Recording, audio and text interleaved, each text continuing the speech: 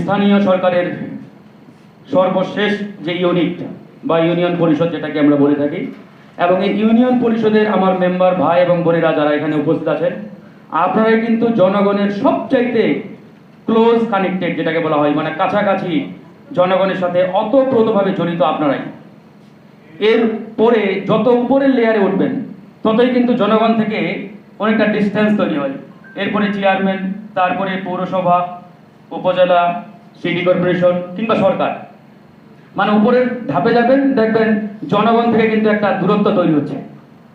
তো যেহেতু জনগণের সবচেয়ে কাছাকাছি আপনারা থাকেন, সময় দেন, সুতরাং আপনাদের যে 5টা বা 6টা আমি দাবি দেখলাম বা দফা, প্রত্যেকটাই কিন্তু যৌক্তিক। দেখেন বাংলাদেশের যে রাজনৈতিক ইতিহাস 55 বছরে, এখানে সহজ কথায় কোনো দাবি আদায় হয় না।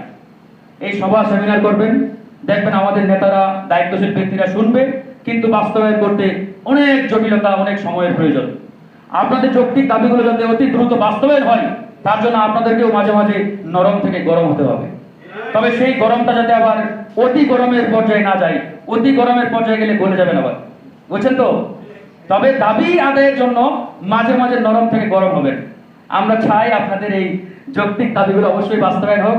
আপনাদের সম্মানী ভাতা 30,000 টাকা আপনারা দাবি করেছেন, আমি জানি না এটা বাস্তবসম্মত কিনা, তবে যে 3600 টাকা দেওয়া হয় এটা একবারেই নগণ্য, এটা একটা লজ্জাজনক ঘটনা, এটা আমরা স্বীকার করি। সরকারকে আমরা আহ্বান জানাবো যে আপনারা আমাদের দায়িত্বশীল ভাইদের নিয়ে বসেন, মিটিং করেন, আলোচনা করেন, এবং ফলপ্রসূ আলোচনার মাধ্যমে যেটা সরকারের পক্ষে দেওয়া সম্ভব আপনারা এরকম একটা অ্যামাউন্ট তাদের জন্য সম্মানী ভাতা নির্ধারণ করেন। যাতায়াতের জন্য ইতিমধ্যে দিয়েছেন আপনারা যে একটা বাহন দরকার, এটাও যৌক্তিক দাবি।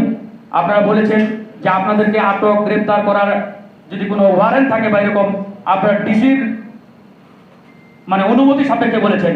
আমি আবার এই দাবির সাথে একমত না।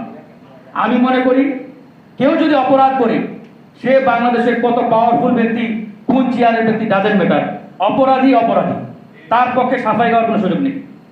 সুতরাং যে অপরাধ করবে আমরা তার পক্ষে দাঁড়াবো না। যে সলিড সৎ পথে থাকবে, সঠিক পথে থাকবে, আমরা তার পক্ষে।